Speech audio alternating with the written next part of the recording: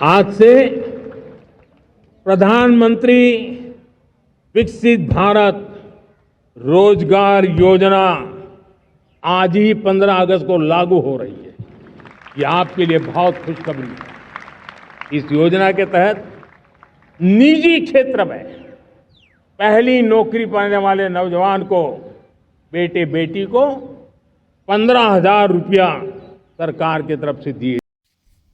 नमस्कार मित्रों, सरकारी योजना અને ફોર્મની માહિતી યુટ્યુબ ચેનલમાં આપનું સ્વાગત છે। પ્રધાનમંત્રી નરેન્દ્ર મોદી દ્વારા 15મી ઓગસ્ટ 2025ના રોજ એક નવી યોજનાની શરૂઆત કરવામાં આવી છે, જેનું નામ છે પીએમ વિકસિત ભારત યોજના। આ યોજના અંતર્ગત જે યુવાનો પ્રથમ નોકરી મેળવશે, પ્રાઇવેટ પ્રથમ નોકરી, તેમને રૂપિયા 15,000ની અને જે નોકરી આપતા કંપની હોય તેમને 1,000, 2,000 ને 3,000 જેમ નોકરી આપે તે પ્રમાણે તેમને સહાય ચૂકવવામાં આવશે। તો આ યોજનાનો લાભ કોણ લઈ શકશે, કયા ડોક્યુમેન્ટની જરૂર પડે અને આ યોજના વિશે કેટલા રૂપિયા કયા હપ્તામાં મળશે તેની સંપૂર્ણ માહિતી આ વિડીયોમાં જોવાના છીએ। તો આ વિડીયો પૂરેપૂરો જોવા વિનંતી, અને જો તમે મારી યુટ્યુબ ચેનલમાં નવા હોય તો મારી યુટ્યુબ ચેનલને સબસ્ક્રાઈબ કરી લેવા વિનંતી।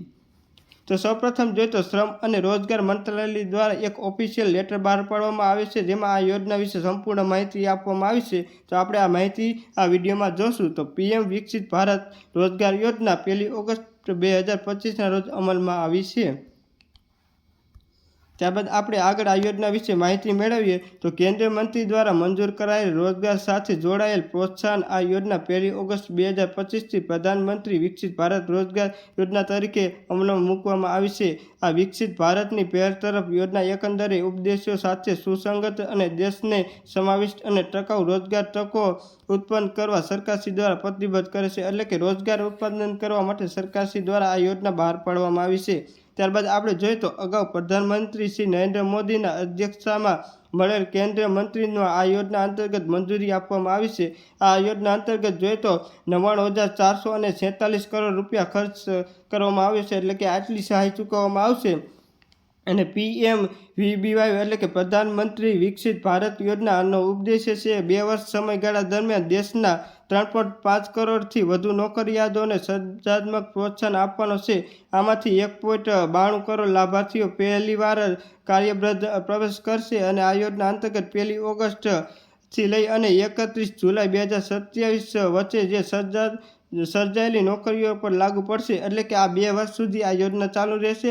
અને આ યોજના અંતર્ગત 1 ઓગસ્ટ 2025થી લઈ અને 31 જુલાઈ 2027 સુધી જે પણ વ્યક્તિ વર્ષની અંદર જે પણ યુવાન પ્રાઇવેટ નોકરીમાં લાગશે તેને રૂપિયા 15,000ની સહાય ચૂકવવામાં આવશે। તો આપણે આગળ જોશું કે આ 15,000ની સહાય તમને કેટલા હપ્તામાં ચૂકવવામાં આવશે। આપણે આગળ જોઈએ તો આ યોજના જે નોકરીદાતાઓ અને નવી રોજગારનું સર્જન કરે છે તેમને પણ પ્રોત્સાહન કરશે, એટલે કે આ યોજના અંતર્ગત જે કંપનીઓ છે જે યુવાનોને નોકરી આપશે તેને પણ આ યોજના અંતર્ગત લાભ આપવામાં આવશે। તો તેનો ઉદ્દેશ્ય છે કે વિવિધ ક્ષેત્રમાં નવી નોકરીનું સર્જન માટે લાભો પૂરો પાડવામાં આવે, એટલે કે નવી નોકરી માટે જે કંપનીઓ તકો બહાર પાડવામાં આવશે તેને પણ લાભો પૂરો પાડવામાં આવશે। અને જે પણ વ્યક્તિને જેટલો પગાર આપશે તે પગાર પ્રમાણે જે કંપની હોય તેમને પણ સહાય ચૂકવવામાં આવશે। 1,000, 2,000 ને 3,000 જેવો પગાર તેવી સહાય એવી રીતે ચૂકવવામાં આવશે। તો ત્યારબાદ આપણે આગળ જોઈએ તો આ યોજના અંતર્ગત આપણે 2 ભાગ પાડવામાં આવે છે। એક તો ભાગ 1 જે પહેલીવાર નોકરી શોધનાર, એટલે કે જે પણ વ્યક્તિ યુવાનો પહેલીવાર કંપનીમાં નોકરી આપવામાં આવશે તેને કઈ રીતે સહાય ચૂકવવામાં આવશે અને કેટલા રૂપિયા સહાય ચૂકવવામાં આવશે તે ભાગ પાડવામાં આવે છે। અને બીજા ભાગની વાત કરીએ તો નોકરીદાતાઓ પર કેન્દ્રિત કરે છે, એટલે કે જે પણ કંપનીઓ હોય તે જેને નોકરી આપતા હોય તેના માટે ભાગ બીમાં વાત કરવામાં આવી છે। તો આપણે આ ભાગ એ અને આ ભાગ બેની વિસ્તારપૂર્વક માહિતી મેળવીએ।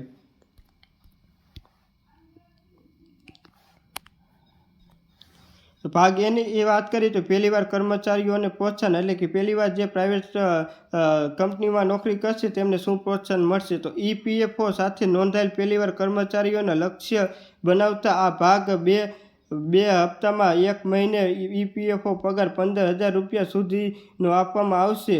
1,00,000 રૂપિયા સુધીનો પગાર ધરાવતા કર્મચારીઓ પાત્રતા રહેશે. એટલે કે આ યોજના અંતર્ગત જો તમારો 1,00,000 સુધીનો પગાર હોય તો તમે આ યોજના અંતર્ગત લાભ લઈ શકશો.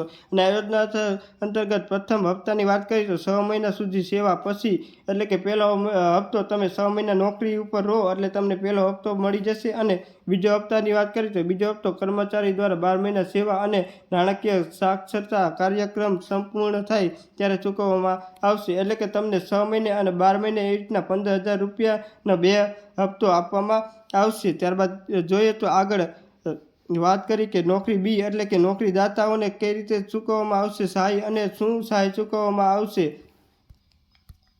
તો નોકરીદાતાઓને રૂપિયા 10,000 સુધીની જો કોઈ પણ યુવાનને રોજગારી આપવામાં આવે તો તેમને રૂપિયા 1,000ની દર મહિને રોજગાર દીઠ સહાય ચૂકવવામાં આવશે. અને જો 10,000થી લઈ અને 20,000 સુધીની જો નોકરી આપવામાં આવે તો તેમને રૂપિયા 2,000ની સહાય ચૂકવવામાં આવશે. તેવી જ રીતે જો 20,000થી વધુ અને 1,00,000 સુધીનો પગાર કોઈ પણ યુવાનને રોજગારી હેઠળ આપવામાં આવે તો તેમને રૂપિયા 3,000ની સહાય ચૂકવવામાં આવશે. તો આવી રીતે નોકરીદાતાઓને જે વધારાના કર્મચારીઓ EPFO અને વેતન સ્લેબ પ્રમાણે અહીં દર મહિને સહાય ચૂકવવામાં આવશે. તો આવી જ રીતે આપણે આગળ વાત કરીએ તો પ્રોત્સાહન અને ચૂકવણીની પદ્ધતિ એટલે કે તમને આ યોજના અંતર્ગત કઈ રીતે પૈસા મળશે અને શું પદ્ધતિ હશે.